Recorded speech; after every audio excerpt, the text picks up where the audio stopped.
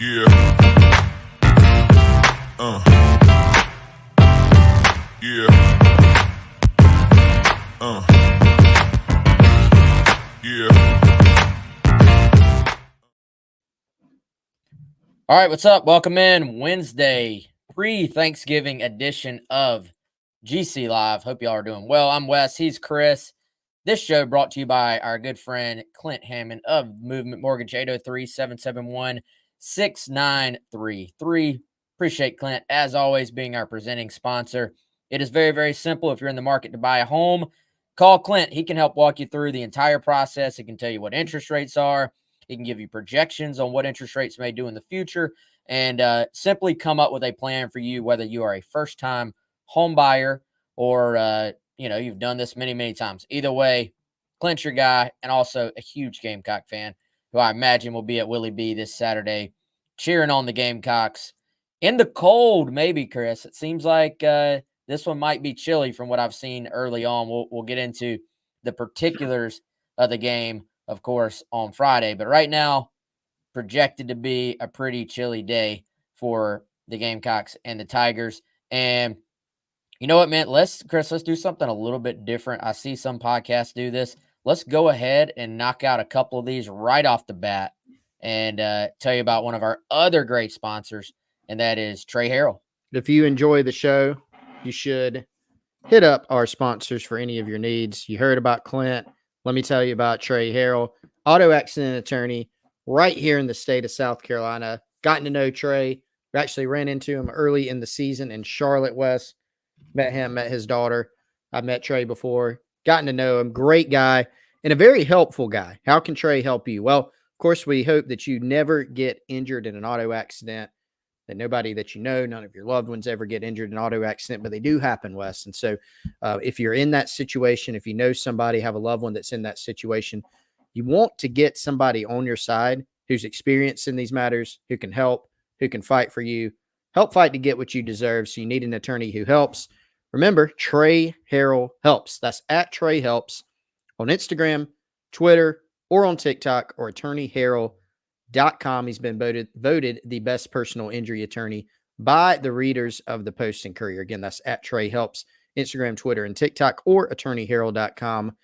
Appreciate Trey Harrell helping us bring you GC Live a couple times a week.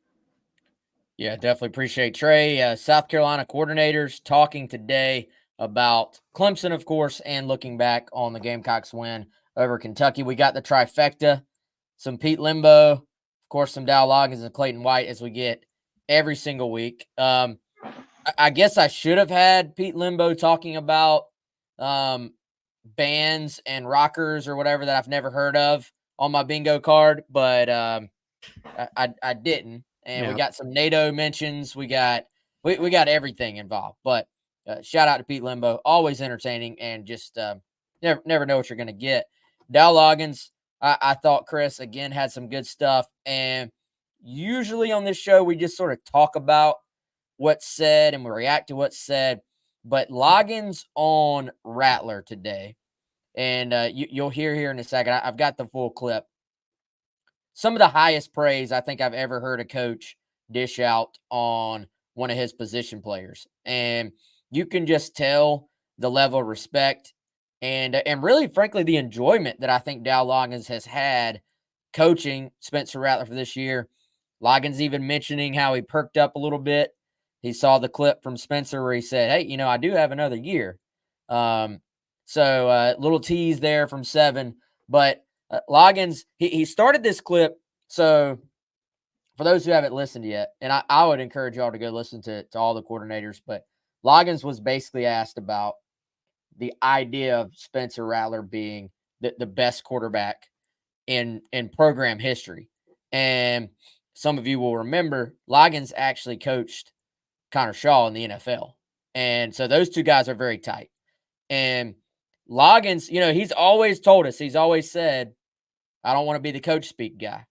And so rather than give us the coach speak, he actually, and that part's not in this clip, I had to cut it down some. He said, look, guys, like you could tell he really did not want to go there and compare Connor Shaw to Spencer Rattler in terms of the Gamecock pecking order. Too much respect for both guys, which I respect him just saying, look, guys, like, don't really feel comfortable doing that. He mentioned that Connor had left a message for the quarterbacks this week, just basically telling them how much he appreciated the way they've carried themselves in representing South Carolina this year, and talking about how big the Carolina Clemson game is coming up this week. So lots of respect in that entire sort of South Carolina QB fraternity there. As far as Dow for Connor, Dow for Spencer, obviously. But it really got interesting. You'll see here in a second. Dow just talking about what Spencer Rattler has meant to the program, to him. And frankly, man, I know all coaches say positive things for the most part about their guys, especially their guys that do things the right way. But if I'm an NFL scout, if I'm somebody who's thinking about drafting Spencer Rattler, I'm not saying I'm swayed by a sound clip on Twitter, but I'm listening carefully to what Dow Loggins had to say today, because it was just above and beyond, I think, what you hear from a lot of people, and very detailed. So without further ado, this is Dow Loggins talking about number 7, Spencer Rattler. To me, the way when I got here, you obviously hear stuff, you hear rumors, and you hear, what other people's opinions are. This guy is extremely professional. He cares about his teammates deeply. He doesn't get tired of doing the right thing. He's on time. He's prepared. He's changed his body. He had a really good offseason. He's become the leader of the team. He prepares every day. He could have griped a lot because he's been hit a lot this year. Not one time, not even was he and I, not through text message, not through calls. And we're talking about game plans at night, and he's at the house with Yaz, and we're talking about football. Like, not one time has he ever said anything about that. He's focused on his job, and he's played a very high level. And I've been a part of some organizations that drafted first-round quarterbacks, and he's as good as any of them. He's a special guy. It did get back to me that he stated that he had another year.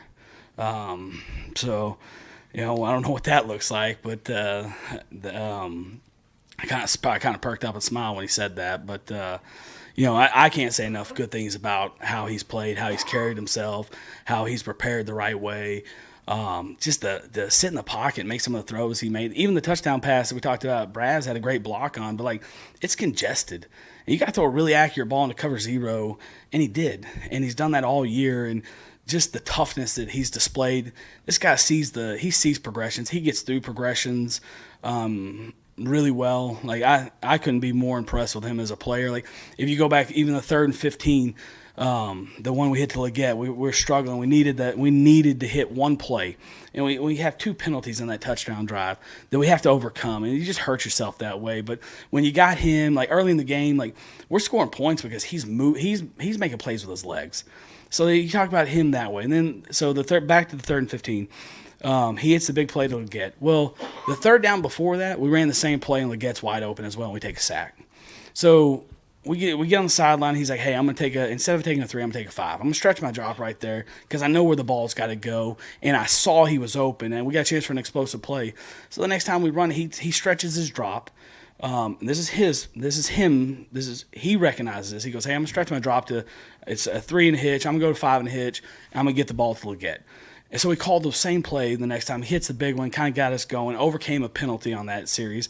And it's just how much he's grown football-wise, his knowledge in the classroom. And he's got a ton of experience now because he's played so much. But you don't learn and grow unless you're really locked in and you're paying attention. And you're watching Lenoir's reps or Luke Doty's reps or Tanner's or Colt's, and just learning all the time, constantly talking in the meeting and asking really good questions to myself and Sean Ryan, and I can't say enough good things about him. I don't know that I could find anything bad to say about him right now outside of I don't know, we've done him enough justice. He deserves to have a better record than what he has, and that's the hard part for this year is how do you have such good quarterback play?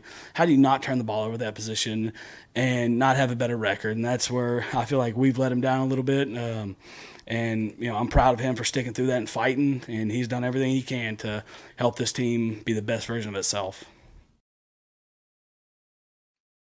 All right, Chris, I've already talked a ton in the first 10 minutes, so I'll let you react first. There's a ton to unpack in that 3 minutes, from big picture to some of the tiny details he shared about the Kentucky game, a good bit of which was actually new information to me. What is your reaction to that clip? Yeah, so not surprised about the praise that Dow Loggins has showered on Spencer Rattler. He's done it a lot this season, but it's typically been specific anecdotes or some shorter, stories, or a shorter kind of clip that kind of condensed everything into one, and that was great. And look, we've got a lot of time, even though it's Wednesday, Wes, and you and I won't be on here tomorrow. We've got an hour to dissect the Clemson game. We've got more on Friday. We've got more time today to dissect the Clemson game. And so, in keeping with kind of something we were talking about on the GC Takeover Hour 107.5, I think it's makes sense to begin the process of really appreciating what we've seen in Spencer Rattler and Gamecock fans having him, because it is much more likely than not that it is his last game in Williams-Brice Stadium, the last time that Gamecock fans, will see him play. And I totally agree with Dowell that it is kind of a shame that the season has not gone how it's deserved, for Spencer Rattler. He's been outstanding. I was watching SEC Inside last night. I think that came on because Shane Beamer gave it a plug. So I recorded it. I checked it out. And you could even tell just Spencer Rattler's sideline interactions, just the type of leader he's become, where everything seems so genuine. They actually showed a really cool clip from behind the bench of Rattler going up to DJ Braswell after the go-ahead touchdown and, praising him on the sidelines. And when Montario Hardesty came over to dap Braswell up, Spencer's like telling Montario, like pointing to him like, hey, this guy made a huge play there. And then, of course, in the post game, Spencer gave Braswell all the credit and said he won the game, with that block. So it's really interesting, Wes, how I was thinking about this the other day. Like you said, a lot to unpack, so a lot on my mind. Spencer Rattler, when he's at Oklahoma, when he was going through a tougher patch and got benched, people loved to talk about that. And they loved to put out headlines about the Netflix series. And they loved to put out Spencer's going in the portal, or will he go in the portal? And Spencer got benched. And it's very interesting that when he gets to South Carolina, you don't see as much in the national frame as far as what he's done and what it's meant and the type of leader he's become. He's getting some accolades for his play, but just nationally, like, people are still stuck on Oklahoma. Meanwhile, you got Caleb Williams, who's a great player. Southern Cal, they haven't had a great year. Caleb Williams isn't going to press conferences after tough losses. Spencer Rattler is. He's up there answering questions after every game, win or loss. He hasn't complained. He hasn't pouted. And so not only has he been a great player at South Carolina, but just I think the way that he's ended up adopting this program and the way that they've adopted him. The Wake Forest head coach today was kind of poking fun at Notre Dame a little bit because they put up a video saying that they love Sam Hartman, and he was one of theirs. And he said, you just rented Sam Hartman for a little while. We developed him for 5 years. There's no doubt Spencer Rattler's a Gamecock. He's not an Oklahoma Sooner. He started his career there. That's where he went. But this isn't a rental, for a couple years. This is a guy that is now a Gamecock through and through. So hopefully everybody, recognizes that and appreciates that, no matter what happens on Saturday night. Yeah, man. Two things, just other than just the absolute praise, maybe three things. I keep thinking of more and more things he said. I think what he said has a little bit more value and impact because Loggins, for the most part, has proved to us he tries to not coach speak his way through a press conference. So I tend to think the things he says about Spencer Rattler, if he didn't agree with what he was saying, he would just not say it. like not that he would ever go up there and just bash his guy, but he just wouldn't say those things. He would give a more generic answer. So to me, there were several things. One, just being the thing about, hey, I've been in the NFL, I've been involved in drafting first round quarterbacks, and this guy is just right up there with any of them, as far as his ability and talent. And then the other one, the acknowledgement there of that dig route to Luedecke, which I think was quietly one of the biggest plays in the entire game that gets a little bit overshadowed by some of the other big plays. And they needed a spark. They needed something to get them going. And they once again were behind the chains, and they were behind the chains a bunch during that stretch where they were really struggling. And so the fact that in the moment, in the game, on the sideline, Rattler is tweaking things the way a coach would.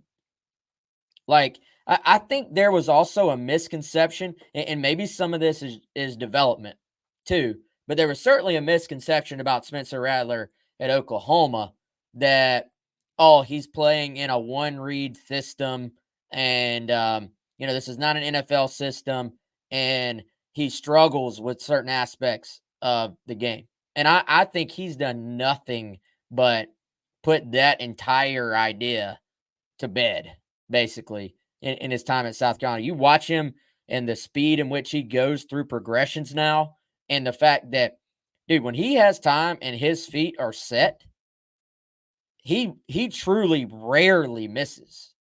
That it is rare how consistent his accuracy is when he has time and is able to set his feet. And so, I just think for coaches and coordinators who sometimes like to slyly point out their own success of things, it was telling that Loggins says, hey, this was his tweak to turn this from a 3-yard drop or a 3-step drop into a 5-step drop. Hey, maybe we've let him down a little bit. He deserves to have had more success as the starting quarterback in terms of record, for what he has been as a player. So I think the appreciation, it just, he, as we talked about the day before Thanksgiving, the thankfulness that it seems like that Loggins has to have been able to coach Spencer Rattler, it was just incredibly apparent. And I thought that was just a really cool clip, man, of a large summary of what an NFL team will get, when they draft Spencer Rattler. Yeah, he's going to have no shortage of praise for, coaches, GMs that are asking about Spencer Rattler. Whew, they, I think, can't remember if it's Beamer or Loggins. I think it was Loggins said, hey, Xavier Luedecke, like, we can be honest about those guys and just say what we think, and they're going to get great feedback. And, Dowell Loggins also, you hear college coaches say a lot, that guy's going to be a great pro player. And sometimes they're right, sometimes they're not. Hey, sometimes guys that have been in the pros are wrong and right, obviously. But Dowell Loggins has been in the league for, close to 20 years. And so he's coached against a lot of big-time quarterbacks and players. He's coached, some big-time quarterbacks, backup quarterbacks. Like, he's seen a lot in the NFL. And to have him say that Spencer's every bit as good as first-round quarterback type guys, that's definitely high praise, no doubt. Golly, there was one other thing in there, Chris, that I felt like I wanted to mention. The offensive line. The fact that Loggins went as far as saying, hey, he has never once thrown the O-line under the bus or complained, even in those private conversations. Like, the fact he added that part in, I think, was a little bit telling. And because, dude, I think we could all imagine a scenario where a quarterback does all the right things, says all the right things, both publicly and privately to his teammates, but then in the,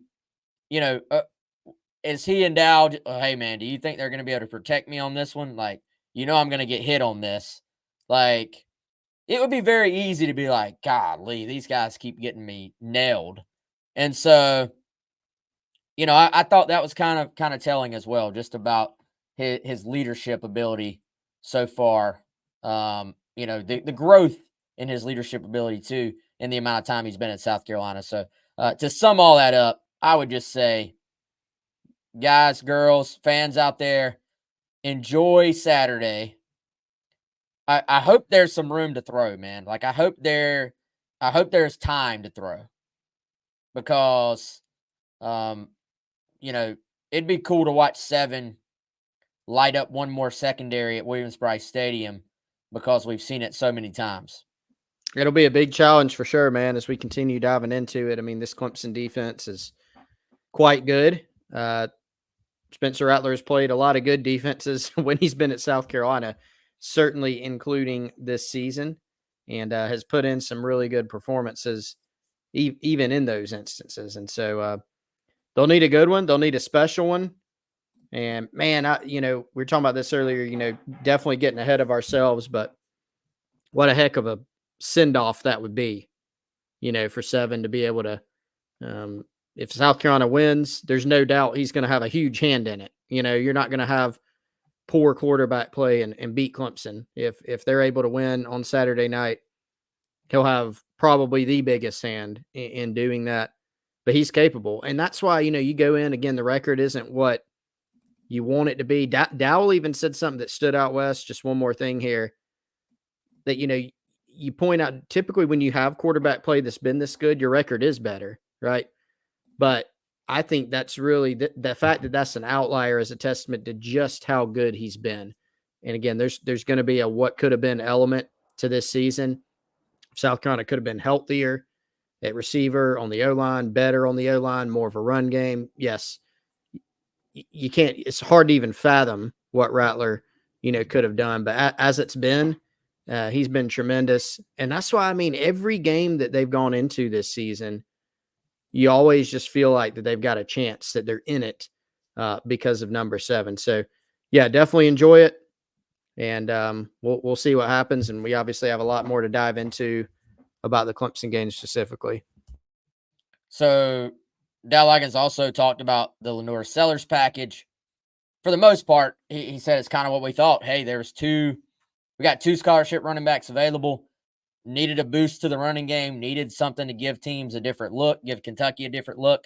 And we know Sellers can do it. So it just kind of made sense. Also, I thought it was interesting. He talked about, hey, we want, when we have opportunities, to get our quarterbacks, our young guys, some playing time. And so this was, I would say, really a pretty easy example of, hey, he can help the team, but also, and it's not him going out there and obviously running the offense and being the guy and doing all the things you ask Spencer Rattler to do, all the things you will ask Lenore Sellers to do in the future. It's not the same, but it is getting you those reps in front of 80,000 people on TV against SEC opponents, getting a feel for what it's going to be like. Actually getting some backfield time with DJ Braswell, a true freshman who you would imagine is going to share a backfield potentially with Sellers quite a bit in the future. So I think there are a lot of advantages to doing that. And Loggins, even Chris, went as far as to say you are what your tape says you are. And I don't have this quote in front of me, so I'm paraphrasing, but Loggins essentially said, look, we've not been a good running offense. He just said it. He said, let's call it what it is. We've not been good enough running the football, so we've become a pass-first offense. It is what it is, and you're going to have to try to find a way to get something out of the running game this week. You're not going to expect to get 200. Probably you're not even expecting to get 150. It's going to take you to have a long, just like broken play for the defense, like 80-yard run, I think, to even think about getting into, around 130, 140, 150, something like that.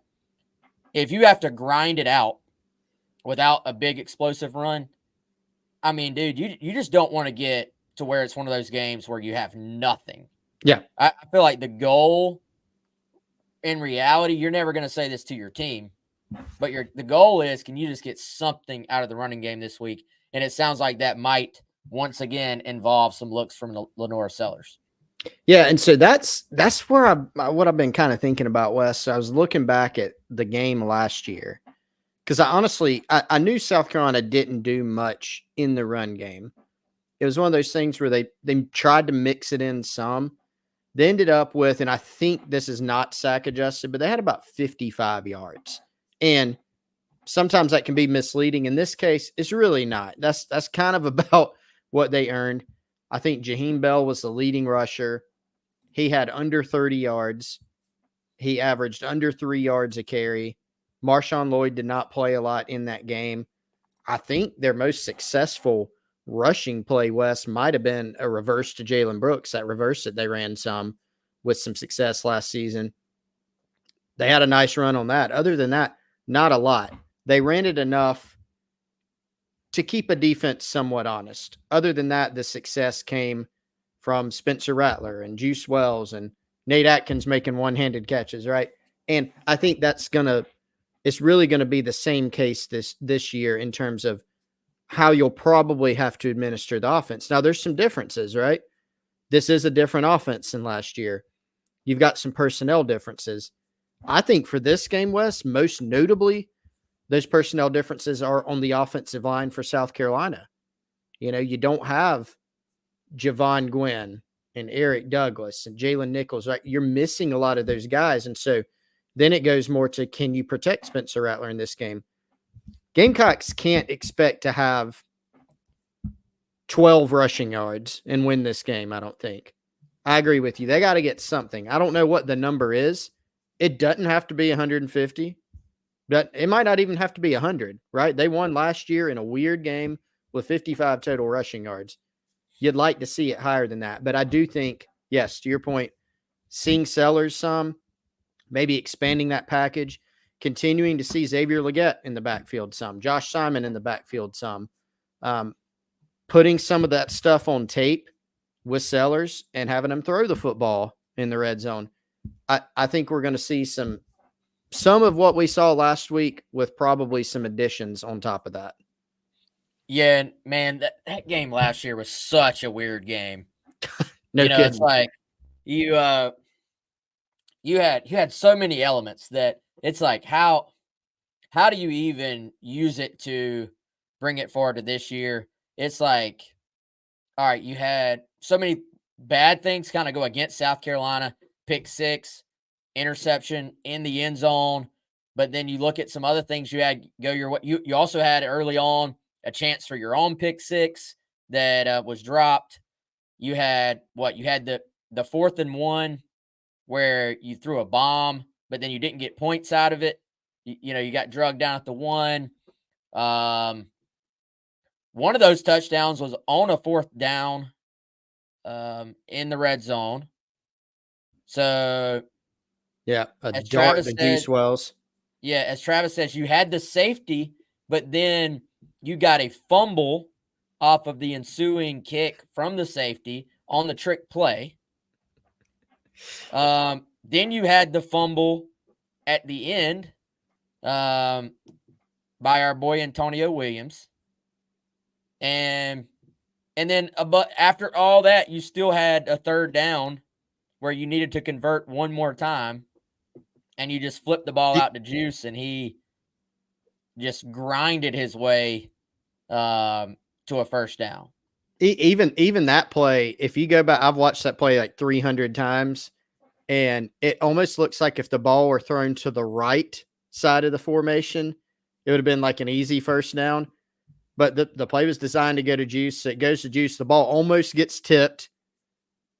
Juice gets it and breaks like 3 or 4 tackles of all 5 stars trying to tackle him, and he was able to do it. So, yeah, absolutely wild game. And look, that's the kind of game that South Carolina needed to win. And not to that extreme, Wes, but I think that's the type of game they're going to need to win this year. What do you think?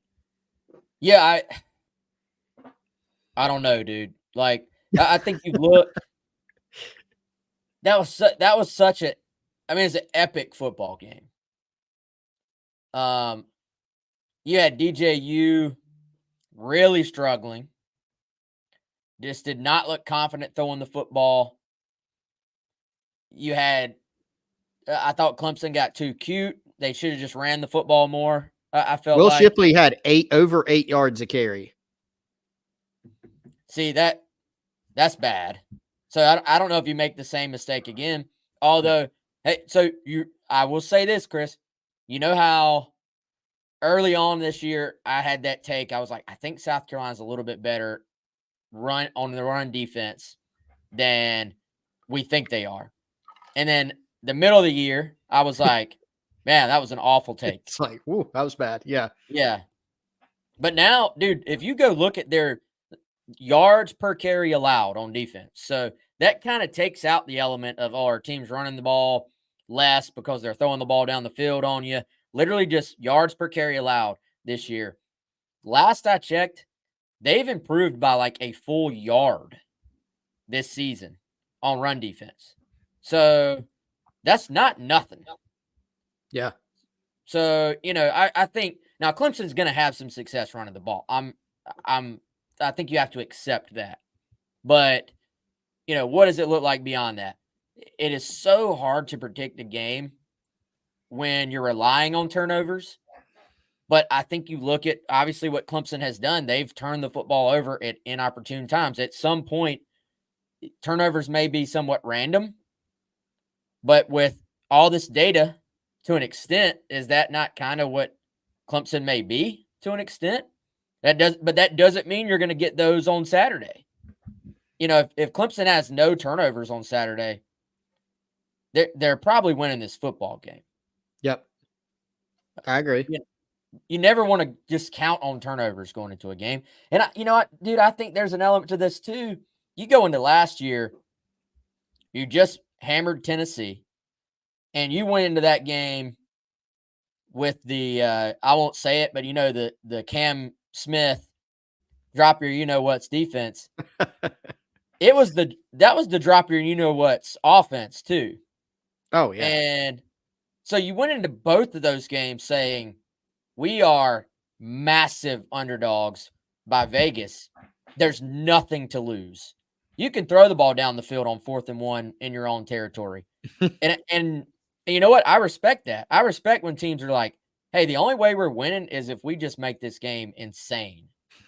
You know what I'm saying? We're going to go for it on 4th down, and we don't give up. You know what? So, but this game, the line's 7. They're somewhat, they're not evenly matched teams, but is it some huge underdog of is it some huge upset if South Carolina beats Clemson in Williams-Brice Stadium at the end of this year? Not really. It's an upset, but it's not a huge upset. So I think when teams are in that spot, Chris, you're a little bit more like, if I take this risk here, I'm also risking running myself out of this ball game. If you're a 20-point underdog, you don't care. You're like, I'll risk it just for the chance to win it, I think. Yeah, there's no doubt. And I think both teams are going to feel that way, right? So what are the mentalities from both of these programs? Dabo Swinney made a joke about, he was asked about special teams and say, yeah, we got our fake punt ready for the first or second series, and kind of joking about that. But like, does either team have something up their sleeve? Not a fake punt, but trick play. Like, what are the mentalities going to be on 4th and short situations? That's kind of a game within the game, fascinating thing. And you knew going to Clemson last year, if you're South Carolina, you had a super, super just razor thin margin for error. You still got a very small one this year because Clemson, you might think Clemson's a better team, a good bit better team, a slightly better team. Heck, maybe you think South Carolina is the better team slightly or clearly. I think you could argue maybe any of those things. I think these teams have a lot of similarities. Both of them have kind of played musical chairs. Both of them have been so much better at home than on the road. Both of them have, the offense for South Carolina has done a lot better job taking care of the football than Clemson's offense has. But Clemson, when you look at their woes, it has been they're turning the ball over too much. If you look at South Carolina's woes, it's been when they're not taking the ball off the opponent as much. So a lot of give and take, a lot of, I think similarities between these teams. And it all boils down to that's why we all think this game is going to be pretty close. I don't see anybody out there, even the most hardcore Clemson fan. Does anybody think they're going to win 52-3, a 2016 through 18 era type score? I don't think so, and so, again, Dabo talked about the turnovers during the 5-game streak. Clemson lost the turnover battle like 15-3 during that stretch. Hard to win. Hard to win for Clemson in 2013 when they come into Williams-Brice and they turn the football over 6 times to South Carolina's none and somehow only lose by 14 points. So if you're South Carolina, you got to double down on really protecting the ball. But Wes, also, you're going to have to take some risk, right? You made your living on explosive plays, even against Kentucky. I promise I'll shut up in a minute. Things keep popping in my head. Think about Kentucky. We're like, there's not going to be many explosive plays probably in this game. But on South Carolina's second touchdown drive, the game-winning touchdown drive, they had a 2nd and 24. They had a 17-yarder to Luedecke and another 17-yarder for a touchdown. You might not count that as an explosive play, but in that context, it kind of was. I have a hard time seeing South Carolina just lining up and putting together 4 or 5 75-yard drives against Clemson. You're going to need some explosive plays. And with that comes some risk. That means you're taking 5-step drops, and we got to max protect the quarterback, and we got to throw it down the field. So fascinating, a lot of kind of game within the game things for this one. For sure. And so I was talking to Matt Connolly, by the way, who used to cover Clemson and now does some more broad things for On 3. And he's going to join us, I believe it's looking like, on Friday. And so Matt was telling me kind of the differences in this year's team versus last year's team for Clemson. And, he thinks this is an improved Clemson secondary. Now, I do think if you're comparing last week, like Kentucky versus Clemson, it's very different just in how they're going to structure it. Kentucky, lots of zone and really just built on, hey, we're not going to let you get over the top. And, I think the 17-yard, the dig route, that was a first down. That was a long conversion. The 2nd and long on that drive, that's a long conversion. So, or not conversion, but successful play. On some of those plays, even the ball to Luedecke for the touchdown, they kind of got out of what they normally do a little bit, and they go cover 0 on that and bring the house, and they play some man coverage, I think. So I think you're going to see a Clemson defense that's going to tell you, hey, we're going to man up. We're going to come after Rattler. We're going to try to speed him up. And so against Kentucky, it was more, hey, the middle of the field, if we can protect this long enough on a 3rd and long, the middle of the field may open up for us to run this sort of deep dagger route where you run AB straight down the seam and then Luedecke comes across on the dig underneath it. You can maybe throw an underneath the ball or two and get the ball to Luedecke with a little bit of space.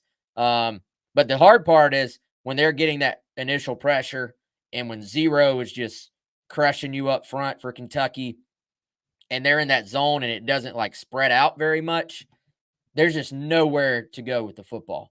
And I think Clemson, it'll be, hey, if you're going to get explosive, at times you're going to have to throw the ball over their heads. Like you're going to have to get the ball down the field.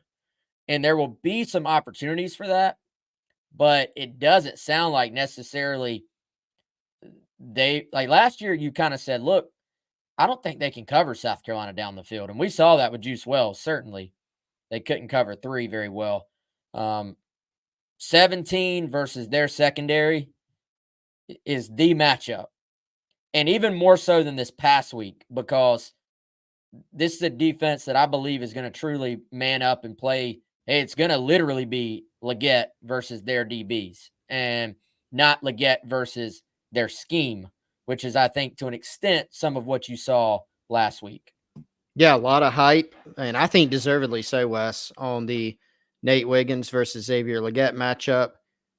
I think Clemson's fan base, a lot of them fully convinced that Xavier Leggett will have no catches for no yards, and Carolina fans convinced that he's going to have 10 catches, 200 yards, 3 touchdowns. And maybe the truth's somewhere in the middle, right? But that's definitely going to be a fascinating matchup. Speaking of that, Wes, speaking of no catches, Xavier Leggett does not have a career catch against Clemson, which is, even though this has been an unprecedented breakout year for him, still kind of surprising, right? Because he's been in Columbia for 4 seasons. He's been on the roster. He's played. He started some games. No catches yet against the Tigers. I think probably pretty early that's going to probably change, right? Yes. Maybe first play. First play, yeah. Yeah, certainly would like to get him involved early, I think, if you're South Carolina. Let's see. I feel like there's a lot we still need to get to. But first, let me tell everybody about our friend Andy Luedecke with My Perfect Franchise, myperfectfranchise.net, 404-973-9901. That's how you can contact Andy. Also, Andy at myperfectfranchise.net. And so here's what Andy does. Andy is a franchise consultant. And essentially, if you're ready to, maybe it's you want to just completely leave the corporate world and live the American dream.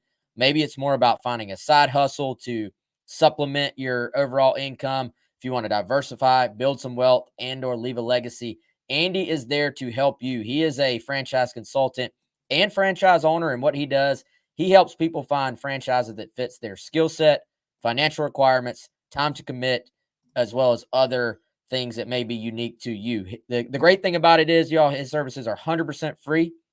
He is here to help you if you have any questions about business ownership. So essentially, you call Andy, you tell him a little bit about yourself, and then he's going to help you find a franchise that you can link up with and begin the ownership dream today. Again, 404-973-9901. That's Andy Luedecke, and then Andy at myperfectfranchise.net. Appreciate Andy being a sponsor for several shows throughout the On3 network, including ours here at Gamecock Central on GC Live. By the way, hang tight. We may have a deal just for you guys. If you're not a Gamecock Central subscriber, this is not a deal that's public anywhere else. It is going to be public for you guys who listen to our podcast and watch the podcast here on YouTube. So I'll share that here momentarily. But Chris, some strong indications that Mitch Jeter and Kai Kroger will be back in Columbia next year. Yes. So, it's fun. Nobody has said it, like completely confirmed it that I'm aware of. And so Limbo, I'm surprised it didn't get talked about more. Limbo, did he speak last week? Has it been 2 weeks in a row, or was this 2 weeks ago? Either way, it doesn't matter. Yeah. He mentioned Mitch Jeter and congratulated him on the graduate program, master's. I don't know the details. Not going to pretend I do. I don't remember.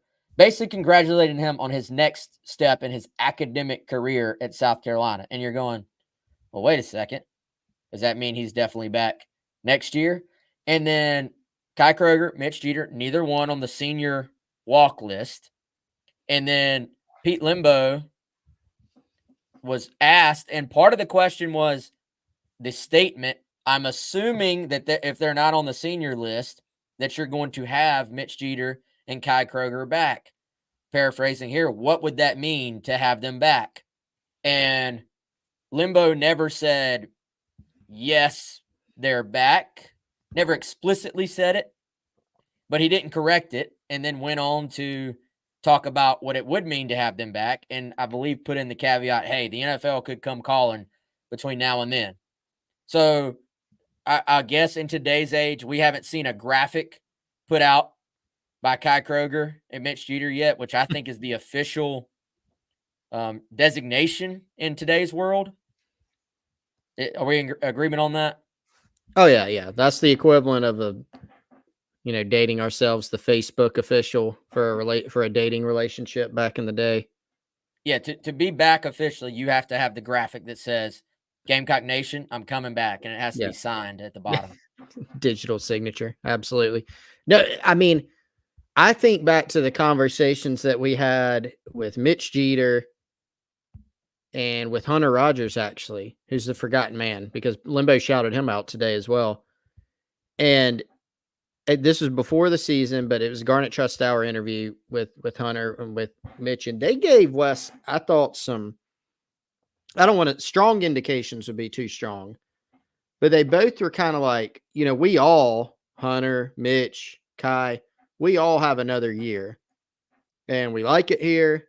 They're all real close, and it was kind of said like, we may come back, and so you look at them, you go, okay, these guys are seniors. They'll probably move on. They're real good players. Maybe they have NFL futures, but it kind of was always left open. And it seems like now that we are at the end of the season, it seems like things are very much still tracking that way.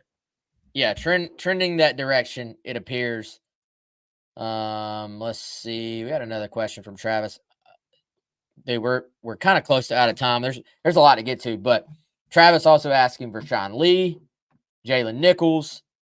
Chris, we're talking about Josh Simon on the radio show earlier today. Several guys who are not on that list who could, technically be walking. I tell people this. It doesn't necessarily mean anything. It doesn't mean, hey, if a guy's walking, Taki Hemingway is walking for senior night, doesn't mean he's not coming back. He could still be coming back. Likewise, if Rashawn Lee is not on there, it doesn't mean he's necessarily coming back. Jalen Nichols obviously will be coming off of an injury. And, and these guys are in different points of their life. I think it almost has become impossible to even remember who is where in terms of eligibility. And so like Vershawn Lee, Vershawn's technically not even a senior at this point. Now can be a senior in school. He's been there, long enough, but he's a redshirt junior. So, he may not even be thinking about leaving right now, or he may decide, hey, I do want to leave, and it may be down the road. So, I don't want to read too much into any of the guys' decisions right now. Can it be a guide, maybe a little bit, that they're either on the list or not? Maybe. But Chris, I think you got so many factors these days. And if you're an older guy, I mean, for any of them, but certainly for some of these older guys, NIL is going to be a factor. What does that look like? What does your NFL stock look like? How do you feel physically? It is grueling to be a college football player for 5, 6, sometimes 7 years. 7 years, yeah. Yeah, Jordan Strong just finishing up year 7. He's walking. He is definitely done, Wes. So, Yes. yeah, I mean, a guide, I think you can say. But, I mean, heck, I remember instances in the past, Wes, and to include this year, I think, you've seen guys walk, and you kind of even then, you're like, well, they're probably coming back next season, kind of based on what you hear. But sometimes they do anyway, for various reasons. So, hard to give that one a blanket answer. There's always interest in that list, but I think it's a little bit, in some instances, it's kind of like a depth chart, and then it gets a little bit overanalyzed at times, especially because, a depth chart might not change from the previous week, or it might come out on a Sunday night or a Monday, and they haven't even had the Tuesday practice yet. And then things can change up until game time. Like this is loose. It can change a lot. And there's definitely going to be a lot of guys to track this offseason as far as, what they end up doing. Possible transfers, possible NFL decisions, possible, hey, walk away from the game decisions. I mean, you kind of have all of them here. Yeah, it was maybe reminded to me last year, Chris, how much more grueling a college football career can be, even than, if you have a chance to go to the NFL. Just they are much more now. They have more time. It's a job, obviously, to put into like practice and stuff. But for the most part, they are very, very smart about limiting hits in the NFL. And so you actually get quite a bit more beat up in the college game than you do in the NFL game. So some guys, and not that all these guys they all have NFL aspirations, pretty much most of them do. It doesn't mean you're going to go get drafted, for all these guys we're talking about. But the short answer is don't read too much into it. The long answer is I think we got to do some individual digging on all these guys in terms of where their heads may be at, where they're leaning. And then even once we get the information, the scary part for people like us, because we want to be accurate, even when we get the information, it can always change. Yeah, it can. Lots of moving parts, moving pieces, unforeseen things that can come up, whether it's in draft stock or whether it's in, here's a good example, Wes, and I'm not saying this is going to happen this year, that it's even typical, but just popped in my head. Shane Beamer's told this one publicly about, I don't know if he named the player, but I think it's okay to say, he was obviously talking about Marshawn Lloyd, but I think he actually even named him publicly. Like, he was in Beamer's office right after the season. Everything was good, excited to come back next season. And about 2 days later, he's out the door. And so you kind of never know on some of these things. Yeah, you really don't. All right, let's hit on a couple of other things here before we get out of here.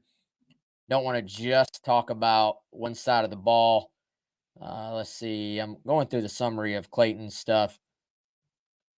I thought it was interesting, Clayton talking about Nick Emmanwori and just how the plays we saw on Saturday were sort of the Nicky that they see pretty much every day in practice.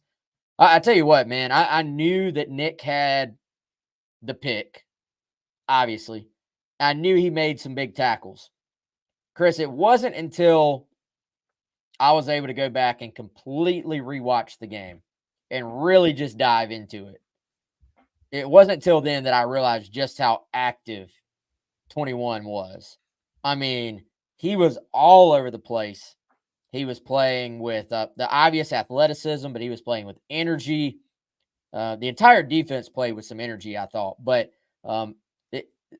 Carolina needs that Nick Emmanwori on defense, because you start pairing him up, with a guy like Kilgore out there making plays. And I know you need the advantage of the opponent giving you that opportunity. You need the quarterback to put the ball in a spot where Nick can go make the play and go get it. But you also have to be ready to make the play when it's there for you.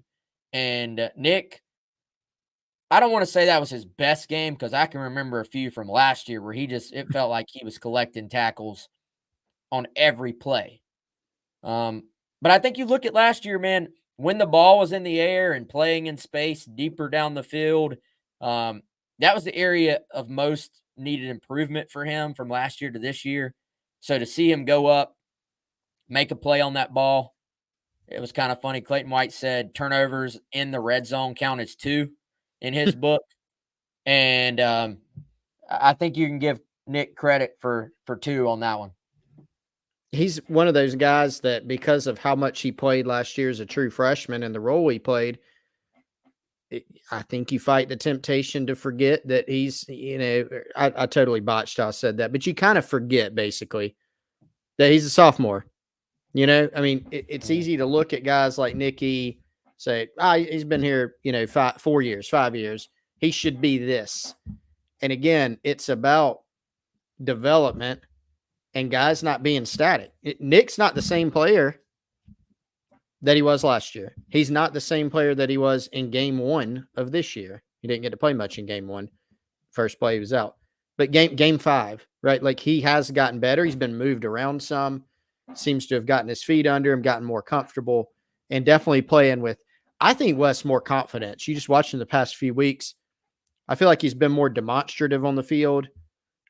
seems to be a little bit more confident and definitely flying around. And, they've got a few guys on the defense that are flying around a little bit more right now. And have they played a juggernaut offense the past few weeks? No. But you can see some of the improvements there. And they'll need every bit of it this week because this Clemson team, even though they've not been great by any means on offense, Wes, they've seemed to hit their stride a little bit, and they've still got a bunch of guys that can hurt you, starting at the quarterback position. Klubnik's been up and down, sure, but he can run, which will bring a new element.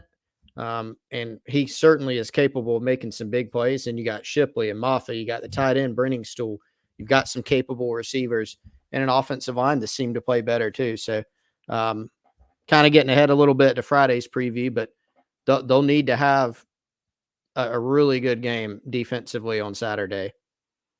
Yeah, sometimes Cade runs even when he's not supposed to, as we saw at the end of the Miami game, I guess it was. But the 3-3-5, I do think, has brought some new elements to the table for this defense. It's been pretty good for them.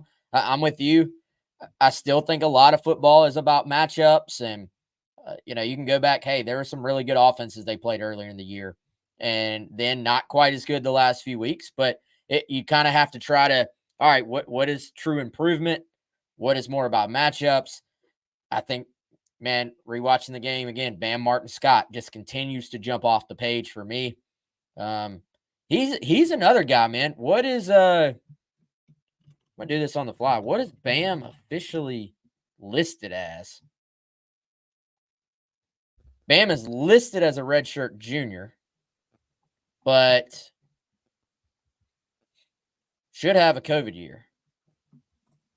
So he can come back for sure. So yeah, it'll be again, not is he on the walk list? No. He was not on there. I do not think he is. I don't think he was on there. Yeah. Yeah, that'll be hey, that's a big one because he's certainly come along this year. And if he does indeed come back, he could end up being next year's kind of breakout guy defensively, I think. Dude, I don't want to get ahead of ourselves. Obviously, if they're in the 3-3-5 a ton next year too, he's a starter. But man, if he can build off of what he's doing right now, I'm not so sure he doesn't push more for one of those starting spots in the base 4-2-5 as well. Right. I just think he's got a little bit of extra twitch. And so does Jaron.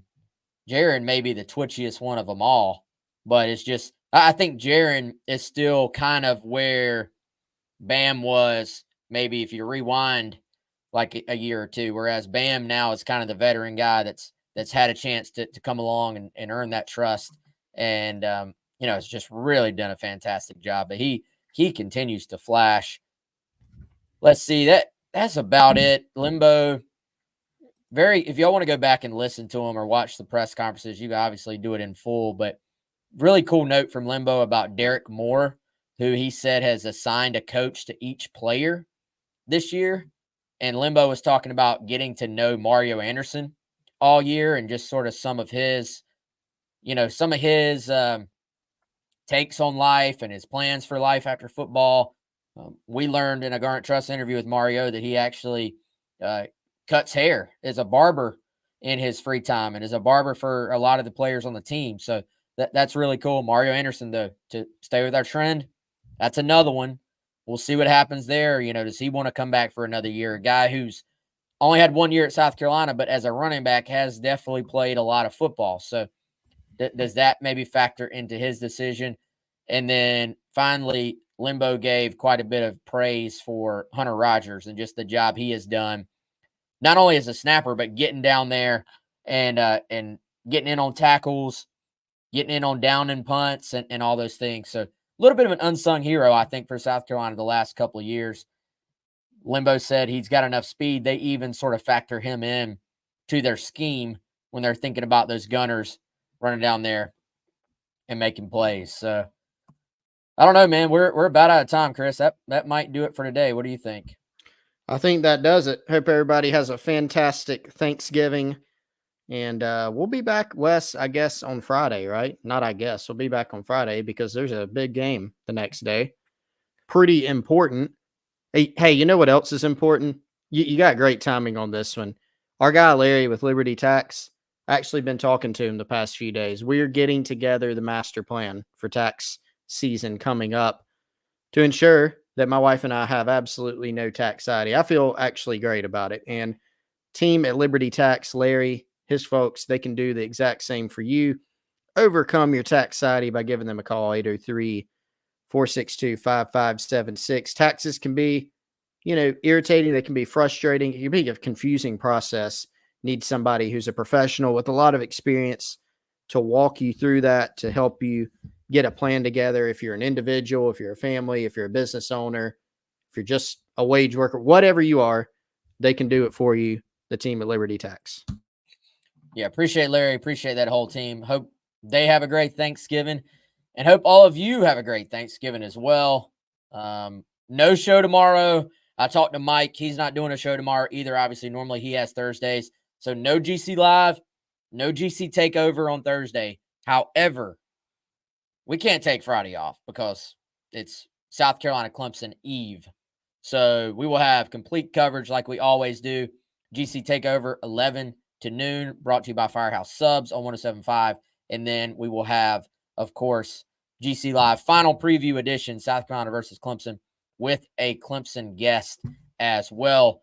Oh, man. You know what I forgot, Chris? I forgot two things. So, one, I promised these guys a deal if they want to sign up to Gamecock Central today, if they're not already a subscriber. And two, I didn't even mention this off the top, but I put this in the little promo there in the little summary on YouTube. Favorite Thanksgiving plate. So in the comments, if you want to, and right here before we sign off, Chris Clark, what is going on your like if you just could wave a wand and have your perfect Thanksgiving plate, what's going on this All thing? the elements. Okay. Yeah. Well, I mean, turkey and gravy. We'll do and a mix of light, white and dark meat. Turkey and gravy. You've got to have some good mac and cheese. I really don't need a roll because there's already so many carbs anyway. Like the roll is just kind of getting in the way. Although if there's a good roll, a Sister Schubert's or something, I might mop up the gravy with it or something, but I'm good otherwise. I want some dressing also with gravy. And you know what, Wes? If I get those things, I'm honestly good. You might say, where's the veggie? Thanksgiving is not the time to be healthy. I'll take some green beans, whatever. But like those are the Pete Limbo, non-negotiables. Those have got to be on the plate, right? Yes. Non-negotiables. I love it. By the way, like I said, special offer right here. Guys, I know some people hate SCAR as South Carolina's designation. I didn't pick this. Chris didn't pick this. So it is what it is. But go to GamecockCentral.com right now. If you subscribe, this is a YouTube, this is a podcast only code. We're not giving it out publicly. Code SCAR1, SCAR1. Again, I did not pick it. SCAR1. You will get your first 2 months for $1. Gamecock Central, if you're not a subscriber already, we'll leave that up right there. SCAR1, $1 for your first 2 months. Not a bad deal at all there, if you ask me. Chris, I'm loading up my plate, man. Okay. Like my Thanksgiving plate becomes like a casserole. Like it's just kind of, it can mix, it can touch. It's just kind of getting all thrown together. I've mentioned this before. My go-to, you take some plain old white rice. That doesn't get much love. I get it by itself. Very plain. You take the white rice, then you throw the dressing, not stuffing, dressing. Homemade dressing on top of that, right? A lot of carbs already, man. Oh, yeah, we're carb loading. I'm sleepy. Yep. Dressing on top of that. Then you throw that gravy that has the boiled eggs and the little pieces of turkey and all that. Yeah. You throw that on top of that. Then the part where people start saying I'm weird, some people do. You got to throw a little bit of cranberry sauce. The canned, just weird looking, jello-y. You would never eat it any other on basically only on a sandwich or on Turkey Day are you eating this. You throw a little bit of that on top of that. I have a And question. it balances it out. So not the ring though. You know, a little cranberry ring. You're talking about little chunky, like little, Yeah, it's just Yeah. like a just almost a like big chunk. Jello-ish. Yeah. Yeah. It's not Okay. really that appetizing looking by itself, and I'm sure it doesn't taste all that Certainly good not. by itself. But the saltiness and then the sweetness of that, great balance. So that's the like, you can throw some turkey on there too if you want.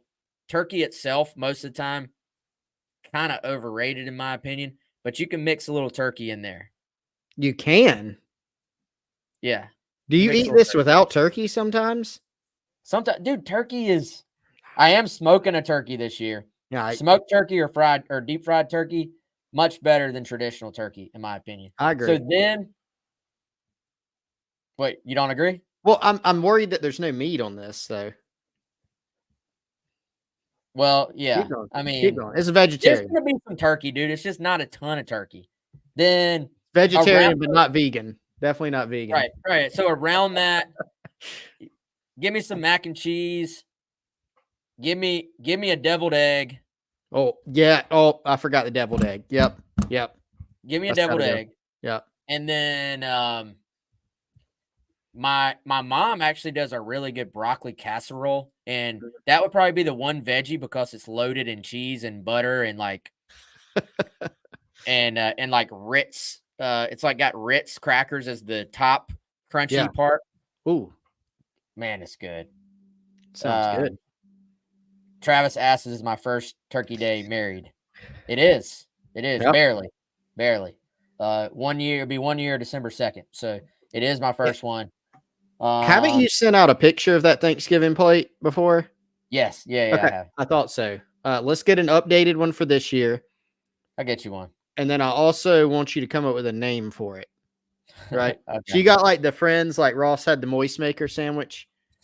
I I want you to come up with a name for this item on your plate. That's your doable. homework. Yeah. It's doable. And I'm with you, man. If there's a good roll, Yeah. I'll grab it. I'll eat one roll, Just one. but That's all. not. Yeah. Take it or leave it. That's right. So, hey, I hope y'all have a great Thanksgiving for real. Calories don't count on birthdays or Thanksgivings or vacations. So, go crazy. And then we'll see you back right here. Cocky Joe. They're cracking me up. We'll see you back right here Friday, South Carolina Clemson, final preview. Gamecocks Tigers. It's going to be fun. Again, y'all have a good one. Eat a lot. He's Chris. I'm Wes. We'll see